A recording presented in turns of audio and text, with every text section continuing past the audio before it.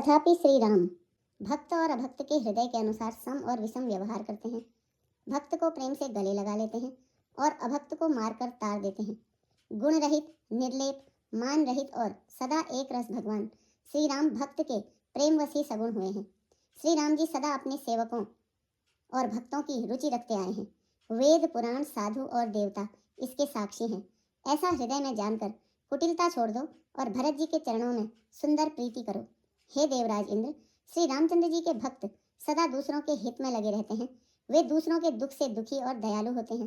फिर भरत जी तो भक्तों के शिरोमणि हैं, उनसे बिल्कुल न डरो। प्रभु श्री रामचंद्र जी सत्य प्रतिज्ञ और देवताओं का हित करने वाले हैं और भरत जी श्री राम जी की आज्ञा के अनुसार चलने वाले हैं। तुम व्यर्थ ही स्वार्थ के विशेष वश होकर व्याकुल हो रहे हो। इसमें भरत जी का कोई दोष नहीं, तुम्हारा ही मोह है। देवगुरु बृहस्पति जी की श्रेष्ठ वाणी सुनकर इंद्र के मन में बड़ा आनंद हुआ और उनकी चिंता मिट गई। तब हर्षित होकर देवराज फूल बरसाकर भरत जी के स्वभाव की सराहना करने लगे। इस प्रकार भरत जी मार्ग में चले जा रहे हैं। उनकी प्रेममयी दशा देखकर मुनि और सिद्ध लोग भी सिहाते हैं। भरत जी जब भी राम कहकर लंबी सांस लेते हैं तभी मानो चारों ओर प्रेम उमड़ पड़ता है। उनके प्रेम और दीनता से पूर्ण वचनों को सुनकर वज्र और पत्थर भी पिघल जाते हैं। अयोध्या वासियों का प्रेम कहते नहीं बनता। बीच में निवास करके भरत जी यमुना जी के तट पर आए।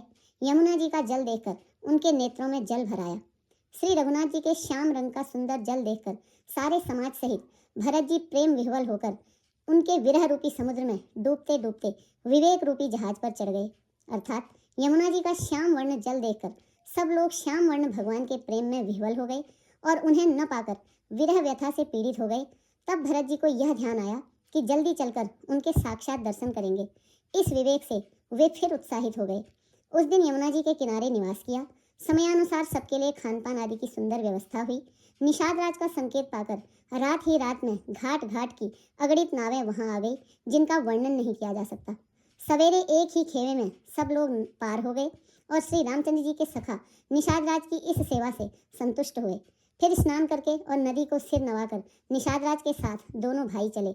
आगे अच्छी अच्छी सवारियों पर श्रेष्ठ मुनि हैं, उनके पीछे सारा राज समाज जा रहा है। उसके पीछे दोनों भाई बहुत सादे भूषण, वस्त्र और वेश से पैदल चल रहे हैं। सेवक, मित्र और मंत्री के पुत्र उनके साथ हैं। लक्ष्मण जी, सीता जी और श्री रघुनाथ जी का स्मरण करते जा रहे हैं। जहाँ जहाँ श्री राम जी ने निवास और विश्राम किया था वहाँ वहाँ वे प्रेम सहित प्रणाम करते हैं।